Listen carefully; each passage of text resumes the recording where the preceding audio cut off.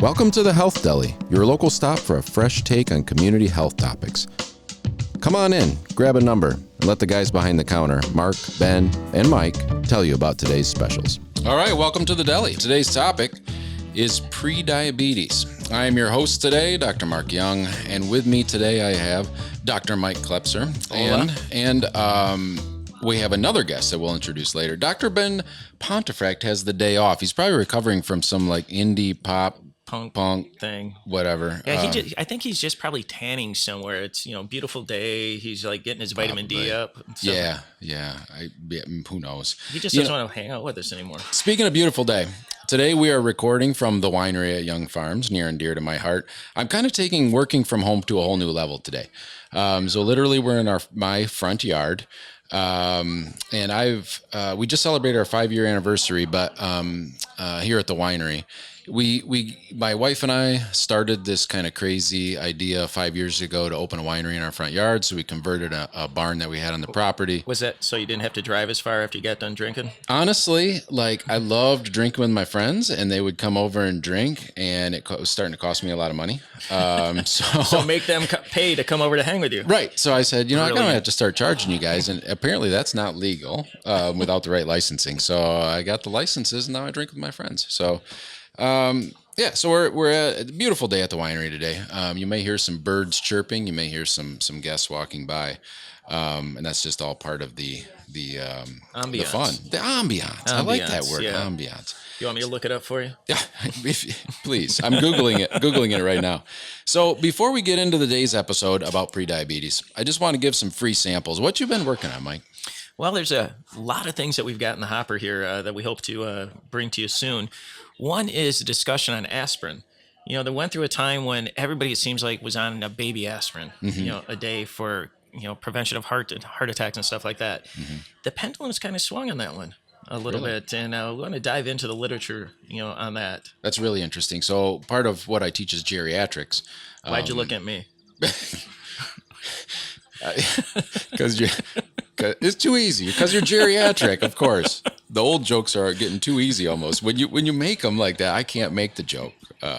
So anyway, that's very, very relevant topic though in the world of geriatrics right now is aspirin for primary prevention. So I'm interested in that. Okay, that's a great one. Anything else you're working on? Yeah, definitely. I got another one that I think you would be interested in. We were talking earlier about ticks out in the field and stuff like that. And what we're seeing is these ticks that spread Lyme disease and Rocky Mountain spotted fever and starry. They're coming way out of where we used to normally find those specific ticks. So what we want to do is talk about some of these ticks and the diseases that they cause. Nice. What to be on the lookout for and how to prevent getting bit. Nice. Maybe we can talk about the comic, the show based on the comic strip, The Tick. Maybe we won't. But, well, maybe not. I like that show. I thought it was good. Yeah, well, you've got low standards. Yeah. And then another thing. I am hanging out with you. Fair enough. I think another thing that we're going to look into are sexually transmitted infections. Okay. And it's been interesting because, for decades, the rates of sexually transmitted infections actually have been going down across the country. Really? Over the last, which is a good thing. That's a great thing, yeah. Yeah. But unfortunately, over the last few years, we started to see an increase in sexually transmitted infections, across a number of states, especially Michigan, including syphilis, which when you think of a sexually transmitted disease, you don't think of syphilis as a modern day sexually transmitted infection. And so it's still incredibly problematic. And, we're going to get into why we're starting to see more and more sexually transmitted infections. It's what got Al Capone, right? Yes, sir. Yeah. That's what they say. Yeah. Took him down. Yeah. I want to do an episode on vaping, actually. So vaping is catching on in popularity amongst our young folk. So I want to get into some literature and some science behind whether or not vaping is maybe better for you than traditional smoking, or maybe worse for you. So yeah, I've been working on that, and then I want to continue and kind of turn what we're doing today into this Know Your Numbers series. So today we're going to talk about prediabetes, but I also want to continue on and do one, maybe know your cholesterol, know your blood pressure, where we kind of talk about some numbers that we use in the healthcare world. Those are really, cool things. I honestly struggle with knowing my age. You struggle with knowing a lot. Some days I think you struggle with knowing your name. But let's go on to, before we talk about prediabetes. So prediabetes obviously is a condition before we would develop diabetes, right? So let's remind the listeners about what types of diabetes there are. So type 1 diabetes, I think, is what a lot of people think of when you think diabetes. We used to call this insulin dependent diabetes. Usually the onset is younger people, so children on up to very early adulthood. I would say maybe 25 or less. Cause is not fully understood, but for whatever reason, the body attacks the pancreas. And then the pancreas is basically wiped out by, for one or more reason, at least it's incapacitated to produce insulin. So all of the insulin that person needs is really given exogenously. So they have to use insulin. That's because pancreas is made in cells in your pancreas. Right. Insulin is made in cells Right. in your And so when your pancreas dies off, you need insulin, right? Okay. Now there is what they call the honeymoon period, where your pancreas will kind of kick back into gear. But essentially the idea is your pancreas is non-functioning in type 1 diabetes, so we have to give you insulin. That's why we call it insulin dependent. I don't remember my pancreas at all on my honeymoon. The jokes are coming too easy today, so I'm just going to let that one slide. So this type of diabetes is largely unpreventable, unless there's really no way to prevent type 1 diabetes. Unfortunately, it's just an affliction that we don't know enough about to come at it from a prevention standpoint. Now, type 2 diabetes, quite different though, right, Mike? Yes. I'm eating jerky. Well, sorry. It is good jerky. So tell us about type 2 diabetes. Type 2 diabetes is different from type 1 diabetes, at least initially. Mm-hmm. And it's more of an insulin resistance, is what they think, that your body doesn't use the insulin that it produces efficiently. Mm-hmm. So we need to use medications, to help your body use more insulin. And then perhaps over time, your pancreas works so hard to try to keep up with that extra insulin that it's needed that it wears out.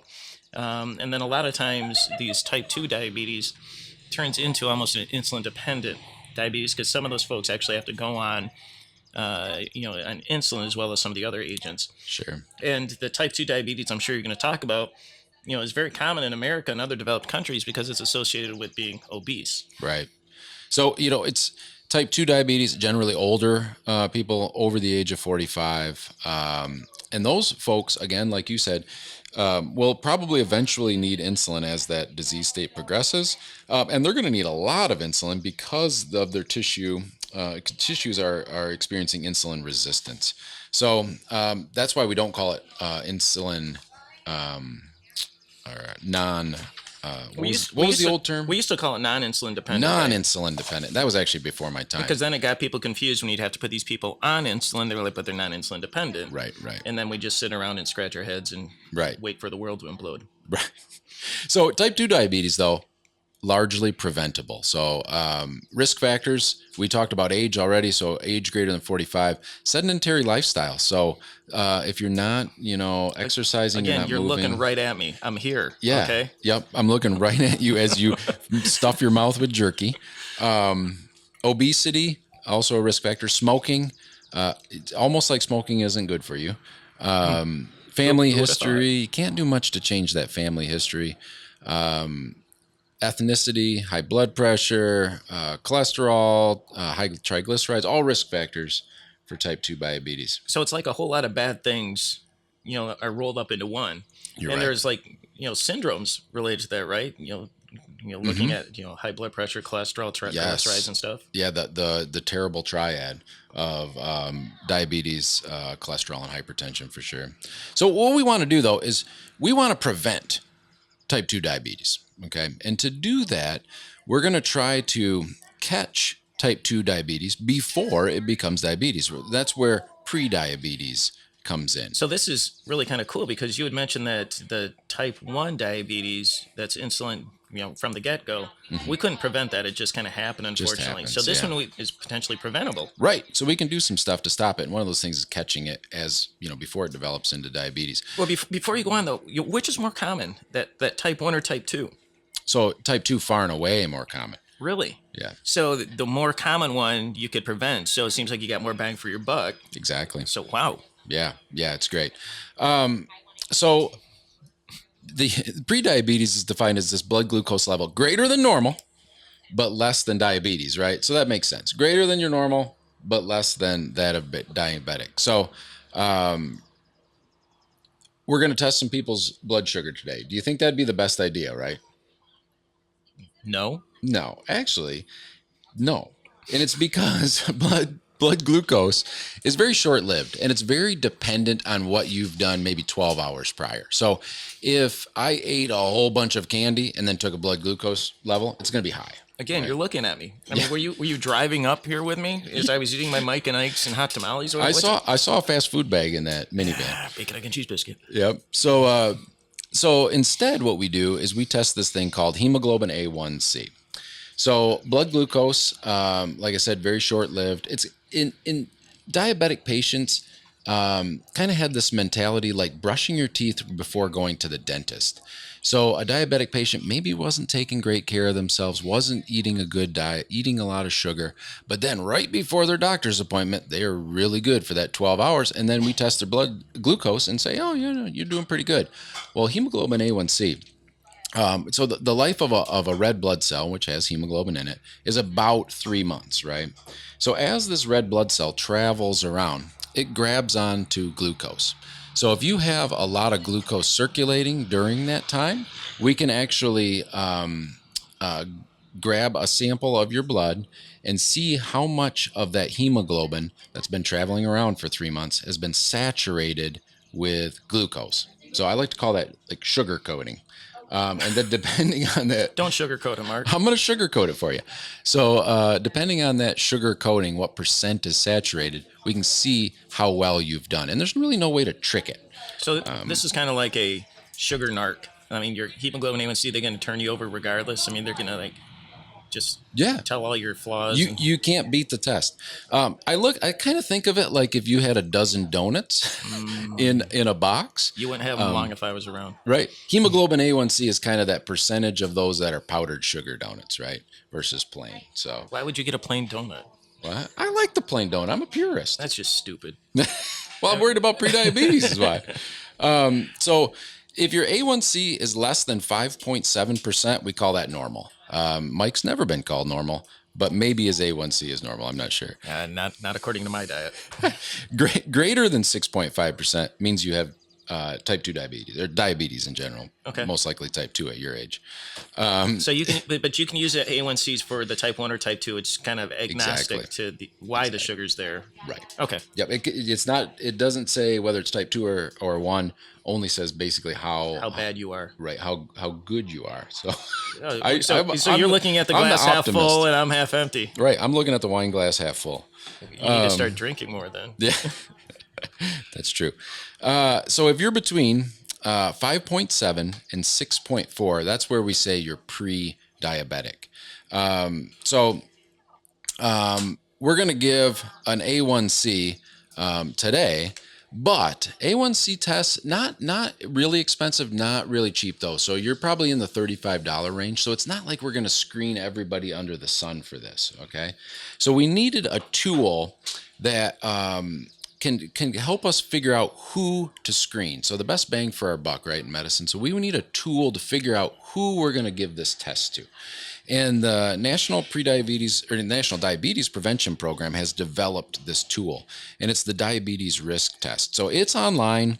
You can go through it and ask questions about your risk factors. And then based on the results of the test, it may recommend that you receive an A1C test. Do you want to try the tool? I have it. We can go through it. You can answer the questions. Let's do it. All right, Mike. So I have the prediabetes risk test in front of me. It's a very simple questionnaire. On the website, I think it takes 10 minutes, it says, but it probably takes a lot less than that. Should we time it? We can, sure. You count. Okay. All right, first question. How old are you? Now, you don't have to tell me exactly. 53. Are you... Okay. You're 53. That gives you... You're slowing things down. 2 points. This is being timed. 2 points. I like points. Yeah. In this case, points are not necessarily a good thing. So if we're looking for 5 or less... This is like golf, isn't it? I hate golf. So the lower score, the better. If we're at 5 or higher for a total, we're going to give you an A1C test. So the next one, are you a man or a woman? You just asked me that question, right?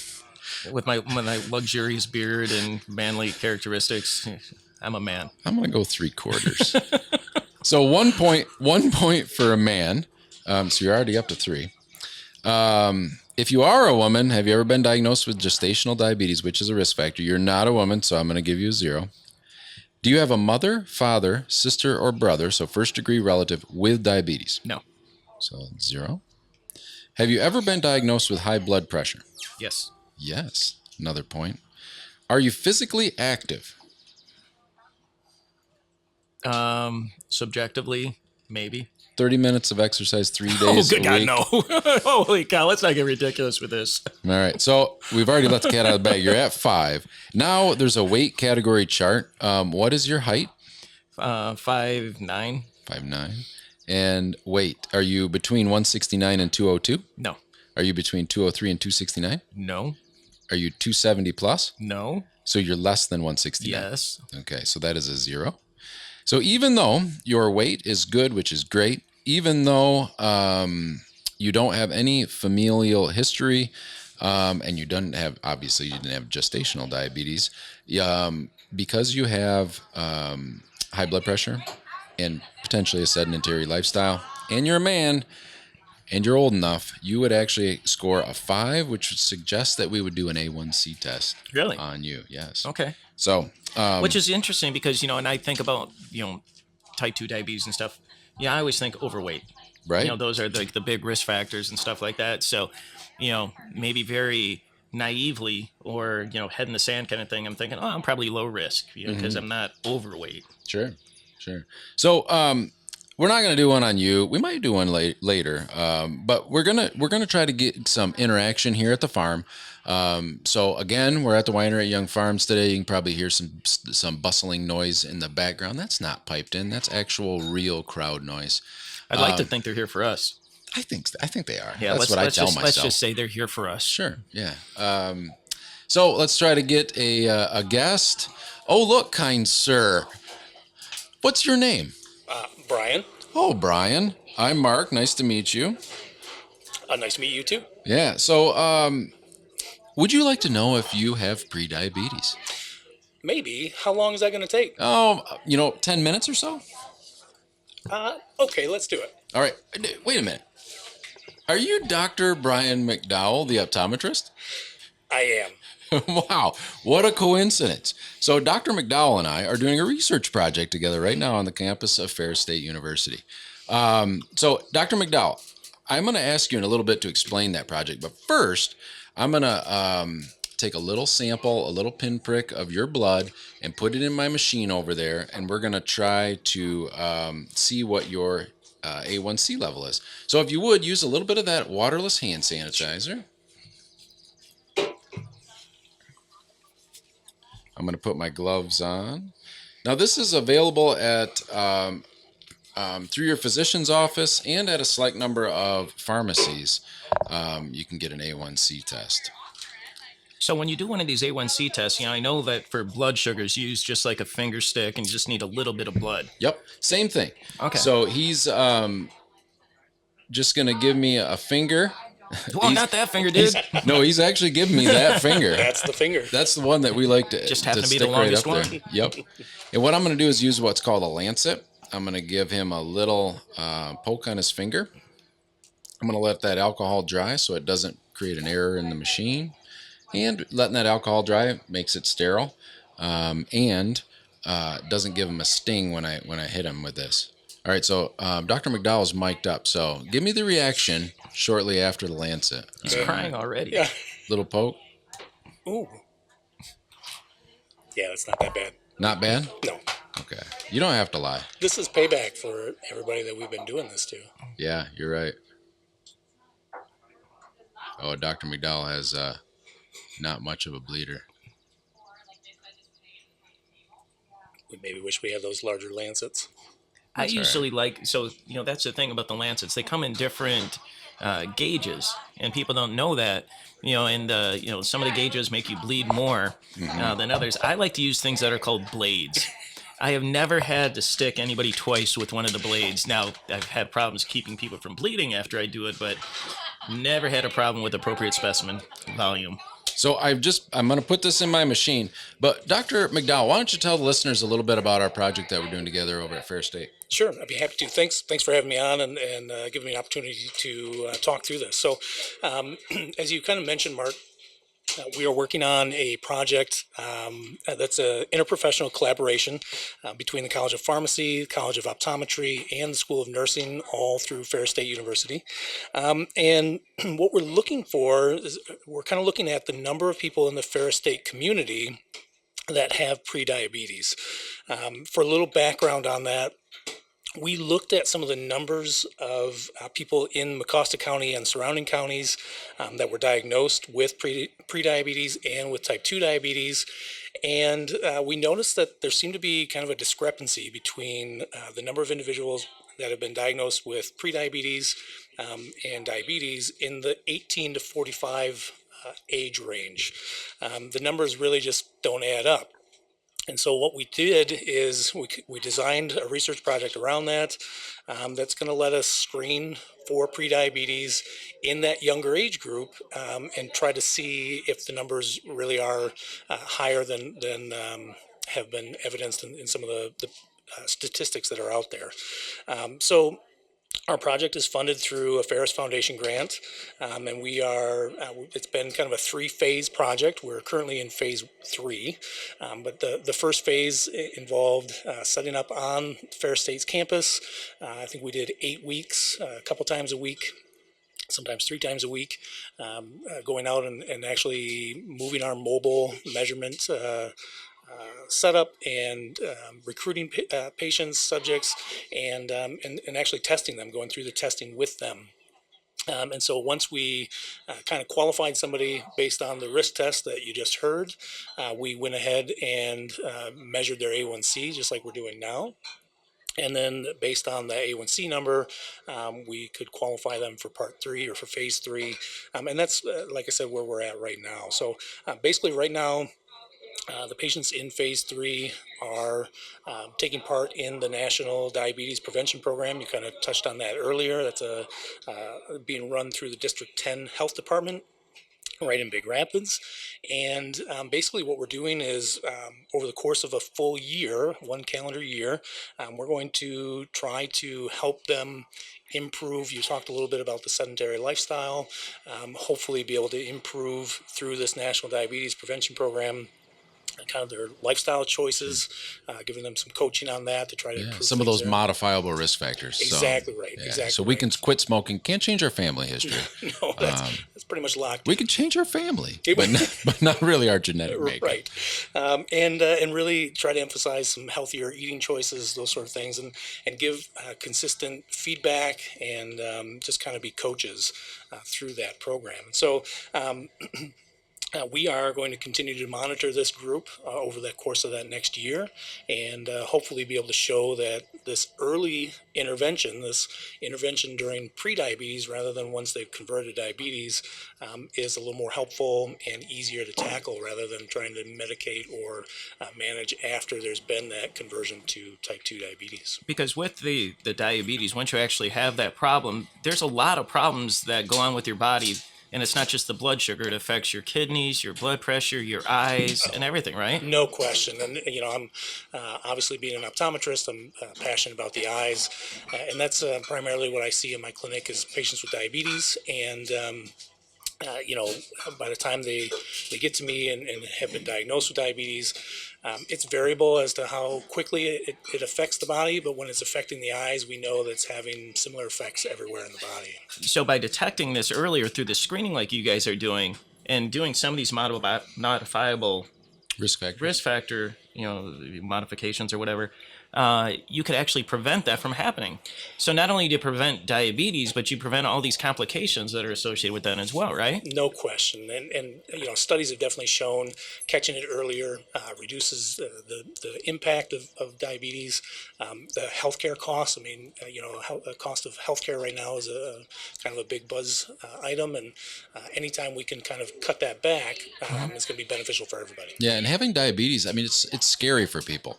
And so there's two things. One, it's scary, which you would think would motivate patients to take charge of their health, right? It's scary from the standpoint that all of the shortening of life, really, but also scary from the fact that you might have to use injectable medicine, like insulins and other injectable meds. Those are all kind of scary things. But what I think, what I gleaned from this project, one of our barriers to getting folks to the screening is they had a little bit of a bury their head in the sand mentality, where we would engage with people and say, hey, would you like to know if you're at risk for prediabetes or diabetes? And a lot of folks that I would, just assume maybe had some risk factors, would say, no, I'd rather not know, which is unfortunate. So I don't know how we change that. I mean, maybe it's an interprofessional working with psychology, sociology, some of those folks to understand how to change that mindset. So in the project that you guys are doing, have you asked patients that, like as you're going out and approaching them and trying to get them to the screen, have you asked if they say no? Well, why not? Or ask, No. why haven't you done this before? No, but it's a great idea. We need to. So next time you'll have me as an investigator, and we'll Yes. check all those boxes off. Absolutely. Definitely. And I think part of the assumption is, especially in this younger age group, I'm not that far out of that age group, and we had this feeling of invincibility. Prediabetes, that's for old people, or Why are you looking at me now? Overweight, overweight individuals. So I think that younger crowd just doesn't realize that they are at risk, and maybe we need to help make them aware, and that's part of what we're trying to do with this project. Well, and throughout medicine, especially with younger aged people, but it carries forward throughout, everybody tends to underestimate their own risk. For whatever. That's not going to happen to me. Don't have those risk factors. And then some of the stuff just comes right up and bite them. So, as I'm sitting here listening to this, about these A1Cs and the information I can give, I can see why that would be valuable for people to know, their numbers, because it's not like, okay, yeah, great, I know my number, now there's nothing I can do about it. You actually could do things and prevent a lot of stuff. It seems like if more people understood how important it was to know your number and what the benefits was, it seems like everybody would want to get this. You would think so. Yep, you would think so. Especially, it takes 10 minutes at most, and it's quick and easy. The good news is the risk test that Mark went through earlier is available online. You can just do a quick search for pre-diabetes risk test, and that's right there and available for you. Yeah. So your results are already back. No editing. So we ran this real time. So that's exactly how long it takes. You nervous? I'm a little nervous. Have you been eating a lot of donuts? Not donuts, but pop. Okay. Pop has been caffeine. Well, I have good news. Okay, good. Your A1C is 5.5, so less than 5.7 would be your normal person. Now that doesn't mean that you can, quit exercise and go eat a whole bunch of donuts. I win today. But what you're doing is working. So you are not pre-diabetic. But you can breathe a little easier, can't you? Yeah. Okay, good. So did you send me some emails recently? Yeah, I like to send you things that I'm too lazy to read. Is it? I think I have it set to just send all yours to junk. Yeah, like my wife. Yeah. Yeah. No, so the one that I sent on diabetes and the A1C stuff kind of goes along with what you guys are talking about. The U.S. Preventative Services Task Force and the American Diabetes Association looked at that age cutoff for the A1C screening, which we had said before was 45? 45, yeah. 45. And what they're saying is if we reduced or started screening patients at age 35, we could really find a lot more people that could benefit from some of these preventative, things and really avoid a lot of complications. So that goes right along with, what you guys are doing. Yeah, I agree. The that 35 number hit me because I'm not yet 45. So I was thinking, it's only for the older folk. When they say 35, that is a young person in my mind. And it made a big change. 40, So 45 is young. 45 is young. 45 is young. 35, even younger. It's like, Just babies. It's the new 25. is it? I don't know. I like that. I like where you're thinking. I think 45 is the new 25. I thought 55. Yeah. I just popped into my mind. We're here at the winery again today. Probably hear some stuff in the background. We need to do an episode on the health benefits of alcohol, Nope. or maybe the health detriments. Yeah. We need to do an there was a episode on lot of press years ago about, glass of wine. Yeah. A day, and then it was that also applies to beer. That also applies to spirits. And Right. I'm not gonna lie, anything that supports my lifestyle, Yeah. I'm all in. Yeah.